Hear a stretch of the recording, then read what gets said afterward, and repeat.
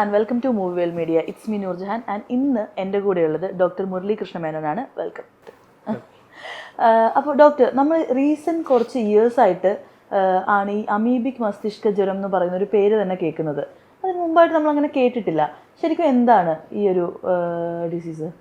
Okay, നമുക്ക് മസ്തിഷ്ക ജ്വരം എന്ന് പറഞ്ഞാൽ ആദ്യം എന്താണെന്ന് നമുക്ക് ഡിഫൈൻ ചെയ്യാം. നമ്മുടെ ബ്രെയിനിന് കവറിങ്സ് ഉണ്ട്, അതിന് നമ്മൾ മെനിഞ്ചസ് എന്ന് പറയും.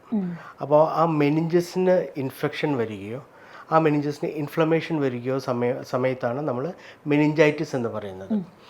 അത് പാടകളെ മാത്രമല്ല ബ്രെയിനിനെയും കൂടിയും ഇൻഫെക്റ്റ് ചെയ്യുമ്പോൾ അതിനെ നമ്മൾ എൻകഫ്ലൈറ്റിസ് എന്ന് പറയും. ഈ ചില മെനിഞ്ചൈറ്റിസുകൾ മെനിഞ്ചൽ ആൻഡ് എൻകഫലോൺ, അതായത് ബ്രെയിനിനെയും ബ്രെയിനിൻ്റെ പാടയും രണ്ടിനെയും കൂടി എഫക്റ്റ് ചെയ്യും. അതിനെ ഞങ്ങൾ മെനിഞ്ചോ എൻകഫ്ലൈറ്റിസ് എന്ന് പറയും. അപ്പോൾ സാധാരണഗതിയിൽ പല കാരണങ്ങളും കൊണ്ട് മെനിഞ്ചൈറ്റിസ് അല്ലെങ്കിൽ മെനിഞ്ചോ എൻകഫ്ലൈറ്റിസ് ഉണ്ടാകാറുണ്ട്. ഫോർ എക്സാമ്പിൾ, ഏറ്റവും കോമൺ ആയിട്ട് കാണുന്നത് വൈറലാണ്. അപ്പോൾ നേരത്തെ മുതലേ നമ്മൾ വൈറൽ എൻകഫ്ലൈറ്റിസ് അല്ലെങ്കിൽ വൈറൽ മെനിഞ്ചൈറ്റിസുകൾ കാണാറുണ്ട്. പിന്നെ ബാക്ടീരിയൽ മെനിഞ്ചൈറ്റിസ്, പിന്നെ fungal meningitis, fungal meningo encephalitis. പണ്ട് മുതലേ ഈ എമീബിക് മെനിഞ്ചോ എൻകഫ്ലൈറ്റിസ് ഞങ്ങൾക്ക് പഠിക്കുന്ന കാലത്തേ ഉണ്ട്, പക്ഷേ ഇറ്റ് വാസ് വെരി റെയർ. ഇപ്പോൾ രണ്ട് തരത്തിലാണ്. ഒന്ന്, അത് കോമൺ ആയിട്ട് കുറച്ചുകൂടി പിക്കപ്പ് ചെയ്യുന്നുണ്ട്. ആ പിക്കപ്പിൻ്റെ ഭാഗമായിട്ടായിരിക്കാം നമ്മൾ കൂടുതൽ ഇതിനെക്കുറിച്ച് അറിയുന്നത്. അപ്പോൾ ഇത് ശരിക്കും പറഞ്ഞാൽ എന്തുകൊണ്ടായിരിക്കും ഈ ഒരു റീസെൻ്റ് ഇയേഴ്സിൽ ആയിട്ട് നമ്മുടെ കേരളത്തിൽ അവിടെ ഇവിടെയൊക്കെ ആയിട്ട് പോപ്പപ്പ് ചെയ്തിങ്ങനെ വരാനായിട്ടുള്ള റീസൺ എന്താ? അതുവരെ നമ്മളങ്ങനെ കണ്ടിട്ടില്ല. അതോ എന്തുകൊണ്ടായിരിക്കും? ഈ എമീബിക് മെനിഞ്ചോ എൻകഫ്ലൈറ്റിസ് എന്ന് പറയുന്നത് മെയിൻലി 2-3 അമീബ കൊണ്ടുണ്ടാവുന്നതാണ്. നെഗ്ലേറിയ അല്ലെങ്കിൽ എൻറ്റമീബ എന്ന് പറയുന്ന 2 ഓർഗാനിസം അല്ലെങ്കിൽ എമീബ കൊണ്ടുണ്ടാവുന്നതാണ്. കൂടുതലും കണ്ടാമിനേറ്റഡ് വാട്ടർ, അത് മൂക്കിക്കൂടെ അല്ലെങ്കിൽ നേസൽ ക്യാവിറ്റിയിൽ കൂടെ വരുമ്പോൾ അതിൻ്റെ ഉള്ളിലേക്ക് പോയി, അത് nasal cavity is very close to the meninges. ഒരു പ്ലേറ്റ് മാത്രമേ ഉള്ളൂ, ക്രിപ്രിഫോം പ്ലേറ്റ് മാത്രമേ. അതിൻ്റെ ഉള്ളിൽ കൂടെ പോയി കഴിഞ്ഞാൽ നമുക്ക് മെനിഞ്ചൈറ്റിസും അതിൻ്റെ ഭാഗമായിട്ട് എൻകഫ്ലൈറ്റിസും ഉണ്ടാകാം. അപ്പോൾ ഈ കുളിക്കുക, അപ്പോൾ കണ്ടാമിനേറ്റഡ് വാട്ടറിൽ കുളിക്കുക, അല്ലെങ്കിൽ ചിലവർ ഈ മൂക്കിക്കൂടെ വെള്ളം എടുത്തിട്ട് മൂക്ക് ക്ലീൻ ചെയ്യാറുണ്ട്. അത് കണ്ടാമിനേറ്റഡ് വാട്ടർ ആണെന്നുണ്ടെങ്കിൽ ചിലപ്പോൾ ഈ അസുഖം പറഞ്ഞേക്കാം അല്ലെങ്കിൽ വന്നേക്കാനുള്ള സാധ്യതകളുണ്ട്. ഓക്കെ, ഇത് ഈ ബ്രെയിൻ ഈറ്റിംഗ് അമീബ അങ്ങനെയാണോ ഇതിനെ പറയുന്നത്? ഈ മെനിഞ്ചോ എൻകഫ്ലൈറ്റിസ്, അമീബിക് മെനിഞ്ചോ എൻകഫ്ലൈറ്റിസിന് ബ്രെയിൻ ഈറ്റിംഗ് അമീബ എന്നാണ് പറയുന്നത്. കാരണം അത് വളരെ ടോക്സിക് ആയിട്ടുള്ള ഒരു മെനിഞ്ചോ എൻകഫ്ലൈറ്റിസ് ആണ്. സാധാരണഗതിയിൽ സാധാരണ മരുന്നുകളെ കൊണ്ടൊന്നും നമുക്കതിനെ പ്രതിരോധിക്കാൻ പറ്റില്ല. അപ്പോൾ it is A very fatal condition. ഇത് ആക്ച്വലി എങ്ങനെയാണ് ഈ നേസൽ കൂടി ഏരിയയിൽ കൂടി മാത്രമാണോ നമ്മുടെ ബ്രെയിനിലോട്ട്? അത് എന്താണ് ആ ഒരു പ്രോസസ്സ്? എങ്ങനെയാണ് ഇത് ആക്ച്വലി നമ്മുടെ ബോഡിയിൽ എൻ്റർ ചെയ്യുന്നത്? പല മെനിഞ്ചൈറ്റിസും പല രീതിയിൽ കൂടിയാണ് വരുന്നത്. ഫോർ എക്സാമ്പിൾ, വൈറൽ മെനിഞ്ചൈറ്റിസ് ചിലപ്പോൾ ബ്ലഡിൽ കൂടെ ആയിരിക്കും വരുന്നത്. ഇപ്പോൾ നമുക്ക് കൊറോണ വൈറസ് അല്ലെങ്കിൽ കോവിഡ് വൈറസ് ഉണ്ടായിരുന്നുവെങ്കിൽ കോവിഡ് വൈറസ് ബ്ലഡിൽ കൂടെ അത് മെനിഞ്ചസിനെ എഫക്റ്റ് ചെയ്യാനുള്ള സാധ്യതകളുണ്ട്. അല്ലെങ്കിൽ ഹെർപ്പസ് സിംപ്ലെക്സ്, അതും ചിലപ്പോൾ ബ്ലഡിൽ കൂടെ വരാനുള്ള സാധ്യതയുണ്ട്. എക്കോ വൈറസ്, അങ്ങനത്തെ പല വൈറസുകളും ബ്ലഡിൽ കൂടെ പോകാനുള്ള സാധ്യതകളുണ്ട്. പിന്നെ ചില വൈറസുകൾ ന്യൂറൽ ടിഷ്യൂ കൂടെ പോകും. For example, rabies neural tissue കൂടെ പോയിട്ടാണ് എൻകഫ്ലൈറ്റിസ്.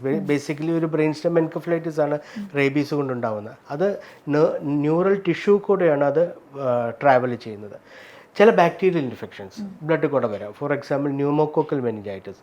അല്ലെങ്കിൽ ചിലപ്പോൾ ഈ സൈനസുകളിൽ ഇൻഫെക്ഷൻ ഉണ്ടെങ്കിൽ, ഫ്രോണ്ടൽ സൈനസ് അല്ലെങ്കിൽ എത്മോയിഡ് സൈനസിൻ്റെ അവിടെ ഇൻഫെക്ഷൻ ഉണ്ടെങ്കിൽ അത് ബ്രെയിനിലേക്ക് നേരിട്ട് പടരാനുള്ള സാധ്യതകളുണ്ട്. Meningoencephalitis by amoeba is also ആ ഒരു രീതിയിൽ കൂടെയാണ് പടരുന്നത്. അതായത് നമ്മളുടെ മൂക്കിൽ കൂടെ വന്ന് മൂക്കിൽ നിന്ന് അത് മെനിഞ്ചസിലേക്ക് പടർന്ന് അവിടെ ഇൻഫ്ലമേഷൻ അല്ലെങ്കിൽ ഇൻഫെക്ഷൻ ഉണ്ടാക്കും. ഈ അമീബിക് മസ്തിഷ്ക ജ്വരം എന്നുള്ള ഒരു ഡിസീസ് നമുക്ക് ഈ മെനിഞ്ചൈറ്റിസിൻ്റെ കൂട്ടത്തിൽ തന്നെ ഏറ്റവും ഡേഞ്ചറസ് വൺ എന്ന് നമുക്ക് കാറ്റഗറൈസ് ചെയ്യാൻ പറ്റുമോ? യെസ്. ഇപ്പോൾ മെനിഞ്ചൈറ്റിസിലെ ഏറ്റവും മാരകമായിട്ടുള്ള ഒരു ഫോമാണ് അമീബിക് മെനിഞ്ചോ എൻകഫ്ലൈറ്റിസ്. കാരണം അത് സാധാരണ നമ്മളുടെ ആൻറ്റി അമീബ മെഷേഴ്സ് കൊണ്ട് നമുക്ക് തുരത്താൻ പറ്റില്ല. അതിനുള്ള ഒരു ക്ലിയർ ആയിട്ടുള്ളൊരു മെഡിസിൻസ് നമുക്കില്ല. അപ്പോൾ അത് കാരണമാണ് അതിനെ കുറച്ചും കൂടി മാരകമായിട്ട് നമ്മൾ പറയുന്നത്.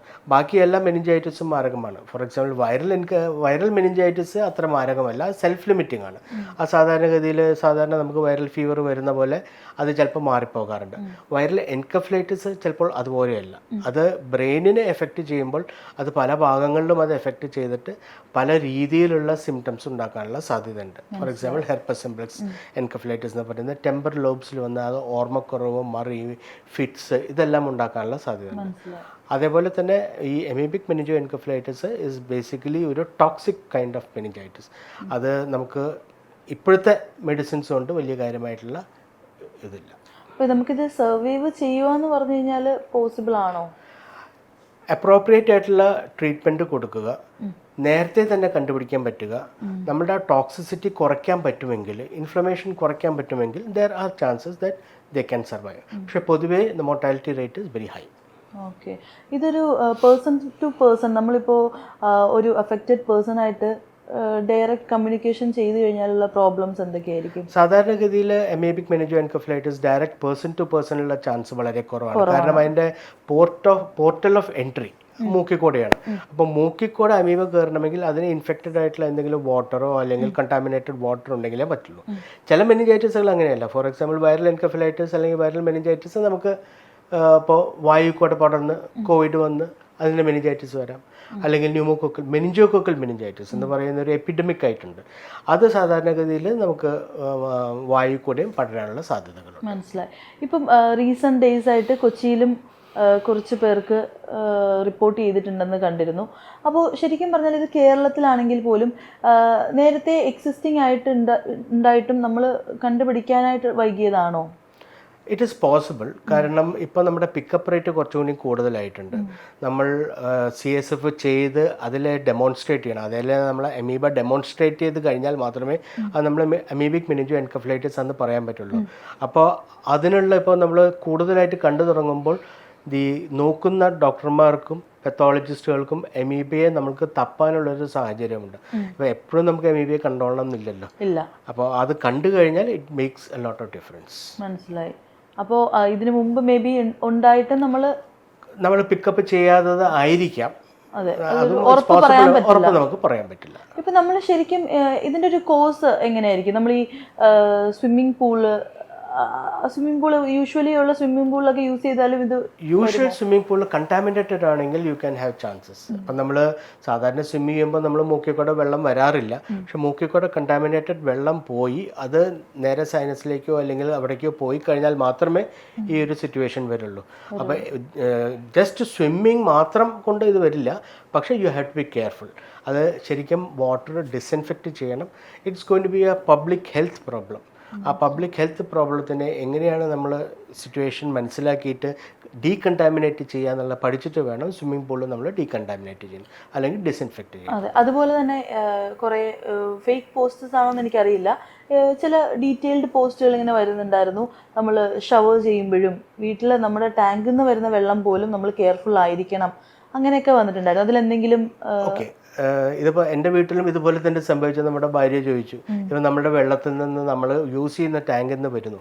അപ്പോൾ യൂസ് ചെയ്യുന്ന ടാങ്കിലെ വെള്ളം അല്ലെങ്കിൽ നമ്മൾ കിണർ വെള്ളമാണ് ഉപയോഗിക്കുന്നതെങ്കിൽ അതിൽ നമുക്ക് കണ്ടാമിനേഷൻ ഉണ്ട് എങ്കിൽ it is possible that you can get it is. പക്ഷേ ഒരു റെയർ കണ്ടീഷനാണ്, അങ്ങനെ പോസിബിലിറ്റി കുറവാണ്. പോസിബിലിറ്റി.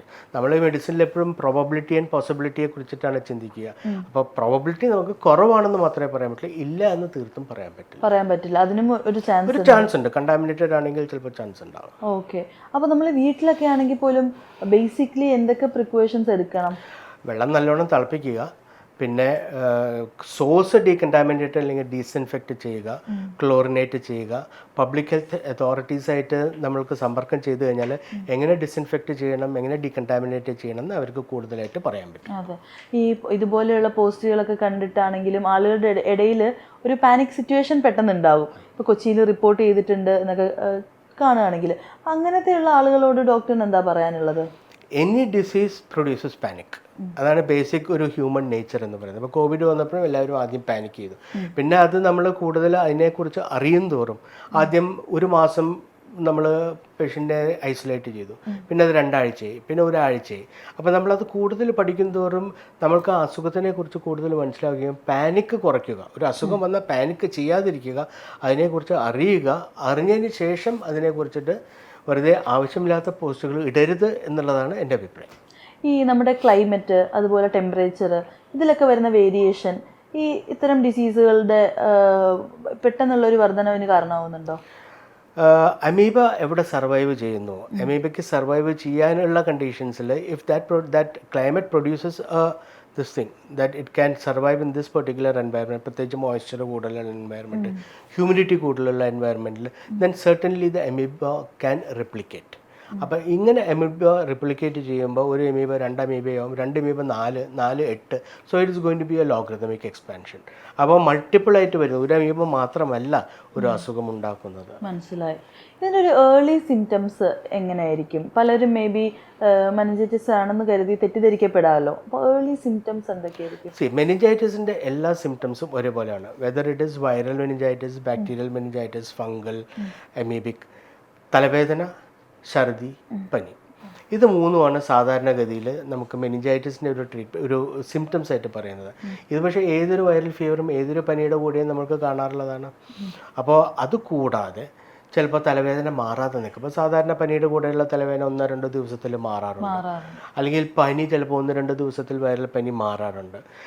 അതിൻ്റെ കൂടെ മെനിഞ്ചൈറ്റിസിൻ്റെ ഭാഗമായിട്ട് ഛർദി കൂടുതലായിട്ട് വരിക, ഛർദി മാറാതെ നിൽക്കുക, രാത്രി ഉറക്കത്തിൽ നിന്ന് വേദനയായിട്ട് എഴുന്നേൽക്കുക. കാരണം അത് തലച്ചോറിൻ്റെ ഉള്ളിലുള്ള പ്രഷർ കൂടുന്നു എന്നാണ് നമ്മൾ അതിനെ കൊണ്ട് മനസ്സിലാക്കേണ്ടത്. അത് രണ്ടാമത്തെ കാര്യം. പിന്നെ ബിഹേവിയറൽ ചേഞ്ചസ്. കാരണം ബ്രെയിനിൻ്റെ പല ഭാഗങ്ങളിൽ എഫക്റ്റ് ചെയ്യുമ്പോൾ സ്വഭാവ വ്യത്യാസങ്ങൾ, ഫിറ്റ്സ് വരിക, പിന്നെ പിച്ചുമ്പയും പറയുക, ഡെലീറിയം പോവുക, ഇതെല്ലാം ഇതിൻ്റെ ഒരു ഭാഗമായിട്ട് വരാറുണ്ട്. ഏറ്റവും ഒരു പെയിൻഫുൾ കൈൻഡ് ഓഫ് ഒരു ഫീവർ എന്ന് വേണമെങ്കിൽ പറയാൻ പറ്റും അല്ലേ? ഫീവറിൻ്റെ കൂടെ, ഫീവർ മാത്രമല്ല നമുക്ക് പറയാൻ പറ്റില്ല, ഫീവറിൻ്റെ കൂടെ തലവേദന, ഛർദി, ബിഹേവിയറൽ ചേഞ്ചസ്, സീഷസ് എല്ലാം കൂടി ഒരു കോൺസ്റ്റലേഷൻ ആയിട്ടാണ് നമ്മൾ ഒരു സിംറ്റം അല്ലെങ്കിൽ ഒരു സിൻഡ്രോമിക് ആക്കുന്നത്. ഇതിന് മുമ്പ് ഈ സീഷേഴ്സ് വന്നിട്ടുള്ള ആളുകൾക്കായിരിക്കും അങ്ങനെ വരുന്നത്, അതോ എല്ലാവർക്കും ഈ സെയിം സിംറ്റംസ് ആയിരിക്കും? സീഷേഴ്സ് വരുന്ന ആൾക്കാർക്ക് മെനിഞ്ചൈറ്റിസ് വരാനുള്ള സാധ്യതകൾ ഉണ്ടായിക്കൊള്ളണം നിർബന്ധമില്ല. ഇല്ല. സീഷേഴ്സ് വേറൊരു കാറ്റഗറി ഓഫ് ഡിസീസാണ്. പക്ഷേ ഹെഡ് ഇഞ്ചറി ഉണ്ട്. ഹെഡ് ഇഞ്ചറിയിൽ നമുക്ക് മൂക്കിൻ്റെ ഭാഗത്തു നിന്ന് വെള്ളം വരുന്ന CSF റൈനോറിയ എന്ന് പറയുന്ന കണ്ടീഷൻസ് ഒക്കെ ഉണ്ടെങ്കിൽ അവിടെ ഒരു ഗ്യാപ്പ് ഉണ്ടെന്നാണ് അർത്ഥം. അപ്പോൾ അവിടെ മെനിഞ്ചൈറ്റിസ് വരാനുള്ള സാധ്യതകളും അതേപോലെ ഇതേപോലത്തെ രോഗങ്ങൾ കൂടാനുള്ള സാധ്യതകളും ഉണ്ട്, പ്രോബബിലിറ്റി കൂടുതൽ. മനസ്സിലായി. നമുക്ക് ഡയഗ്നോസ് ചെയ്യാൻ ഇപ്പോൾ അത് ഈസിലി ഡയഗ്നോസിബിൾ ആണോ ശരിക്കും പറഞ്ഞാൽ? നമ്മൾ മെനിഞ്ചൈറ്റിസ് വരുമ്പോൾ ആദ്യം തന്നെ ചെയ്യുന്നത്, ആദ്യം നമ്മൾ സ്കാൻ ചെയ്ത് നോക്കും.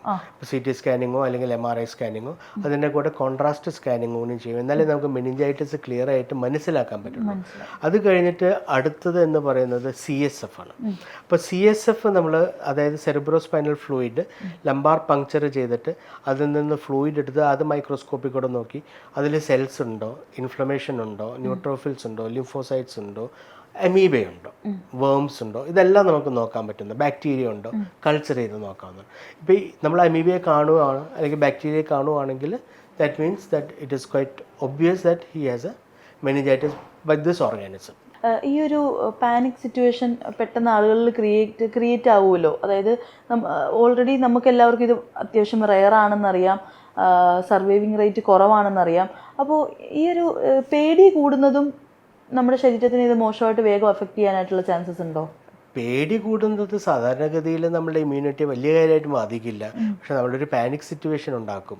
അതല്ലാതെ വേറൊരു പേടി കൊണ്ട് മാത്രം കൂടുതൽ നമ്മൾ പേടിക്കുക, അവെയർ ആവുക എന്നുള്ളതാണ് കൂടുതൽ ആവശ്യം. പേടിക്കുന്നതിനെക്കാട്ടിലും കൂടുതൽ we should be aware of such. Aware ആകണം. ഈ സർവൈവിംഗ് റേറ്റ് കുറവാണ് നമ്മൾ പറയുമ്പോഴും ഏതെങ്കിലും കേസസ് ഉണ്ടോ സർവൈവ്? ഐ തിങ്ക് ഇപ്പോൾ റീസെൻറ്റ് റിപ്പോർട്ട്സിൽ 1-2 കേസ് സർവൈവ് ചെയ്തതായിട്ട് നമ്മൾ കാണുന്നുണ്ട്. അതിൻ്റെ ഡീറ്റെയിൽസ് എനിക്ക് ശരിക്കും പറഞ്ഞാൽ അറിയില്ല. ഇതിപ്പം സർവൈവ് ചെയ്താലും നമുക്ക് കംപ്ലീറ്റ്ലി അതിൽ നിന്ന് സർവൈവ് ചെയ്ത ബാക്ടീരിയ അല്ലെങ്കിൽ അമീബിയ നമ്മൾ കംപ്ലീറ്റ്ലി ഡിസ്ട്രോയ് ചെയ്ത് കഴിഞ്ഞാൽ പെർമനന്റ് ഡാമേജസ് ഒന്നും ബ്രെയിനിന് സംഭവിച്ചിട്ടില്ല എങ്കിൽ that means the patient is going to come out okay. Permanent damages വരുമ്പോഴാണ് സാധാരണഗതിയിൽ മെനിഞ്ചസിന് പെർമനന്റ് ഡാമേജസ് വരുന്നത്. അത് അതൊരു പ്രൊട്ടക്റ്റീവ് കവറിങ് ആണ്, അത് യൂഷ്വലി റെസ്പോണ്ട് ചെയ്യും. പക്ഷേ ബ്രെയിനിന് പെർമനന്റ് ഡാമേജസ് വരുമ്പോൾ ബ്രെയിനിൻ്റെ സിംറ്റംസിന് അല്ലെങ്കിൽ ബ്രെയിനിൻ്റെ എന്താ പറയുക അതിൻ്റെ ഫങ്ഷൻസിനെയും, ഇപ്പോൾ ഭാഷയുടെ ഭാഗത്താണ് നിൽക്കുക, അപ്പോൾ ചിലപ്പോൾ ഭാഷയ്ക്ക് പ്രോബ്ലം വരാം, ബിഹേവിയറിൻ്റെ പ്രോബ്ലം, അങ്ങനെ പല സിംറ്റംസും. ഓക്കെ. അപ്പോൾ നേരത്തെ നമ്മൾ ഈ പറഞ്ഞതുപോലെ ഈ ബ്രെയിൻ ഈറ്റിംഗ് ആ ഒരു സംഭവം ഉള്ളതുകൊണ്ട് ആണല്ലേ ഈ ബിഹേവിയർ പ്രോബ്ലംസ് ഒക്കെ എവിടെയാണ് എഫക്റ്റ് ചെയ്യുന്നതിനനുസരിച്ചിട്ട്.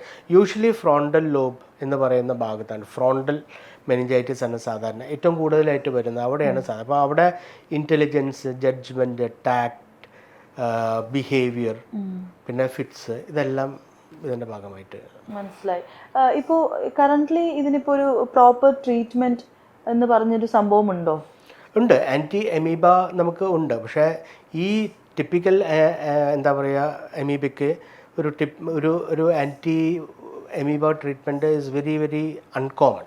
അത് അത്രയ്ക്ക് കോമൺ ആയിട്ട് കിട്ടുന്നതല്ല. പിന്നെ റെയറായിട്ട് നമുക്ക് ചില മരുന്നുകൾ ഉണ്ട് ദാറ്റ് ക്യാൻ ബി യൂസ്ഡ്. അപ്പോൾ യൂഷ്വലി അങ്ങനെ ഒരു ഫിക്സഡ് ഒരു ട്രീറ്റ്മെൻറ്റ് ഇല്ലാത്ത സ്ഥിതിക്ക് എങ്ങനെയാണ് ഈ ഇത്തരം പേഷ്യൻസിനെ ട്രീറ്റ് ചെയ്യുന്നത്? യൂഷ്വലി നമ്മൾ സിംറ്റമാറ്റിക് ആയിട്ട് ട്രീറ്റ് ചെയ്യും. നമുക്ക് ഉള്ള മെഡിസിൻസ് നമ്മൾ കൊടുക്കും.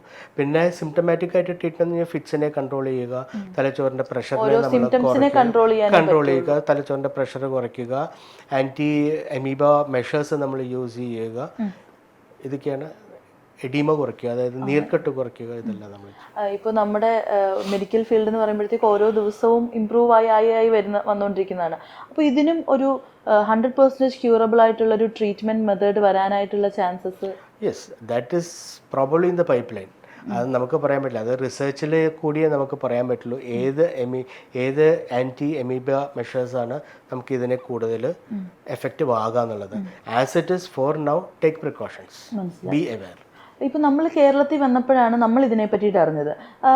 മറ്റ് സ്ഥലങ്ങളിൽ അങ്ങനത്തെ കേസ് സ്റ്റഡീസ് എന്തെങ്കിലും നോക്കിയിട്ടുണ്ടായിരുന്നോ? I'm not aware of that. പണ്ട് ഇറ്റ് ഈസ് ഇപ്പോൾ ഈ എന്താ പറയുക, വെള്ളം കുറയുന്ന സമയത്ത്, ഇപ്പോൾ സമ്മറിലുള്ള കണ്ടാമിനേഷൻ കൂടും.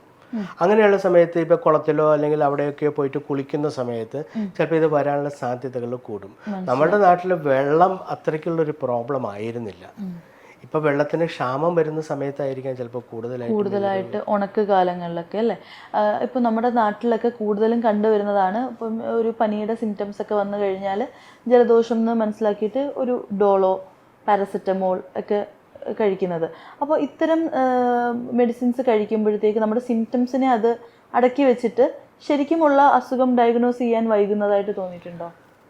ഏതൊരു പനി വരുമ്പോഴും നമ്മൾ തുടക്കത്തിൽ പാരസെറ്റമോൾ അല്ലെങ്കിൽ വാട്ടെവർ ഇപ്പോൾ എന്തെങ്കിലും കഴിക്കും. പനി കുറയ്ക്കുമെന്നുള്ളൂ, താപം കുറയ്ക്കുമെന്നുള്ളൂ. ഇപ്പോൾ ഫോർ എക്സാമ്പിൾ വൈറൽ ഫീവറാണ് അല്ലെങ്കിൽ കോവിഡ് ആണെങ്കിൽ നമ്മൾ പനി കുറയുന്നു എന്ന് മാത്രമല്ല, ഇൻഫെക്ഷൻ മാറുന്നില്ല.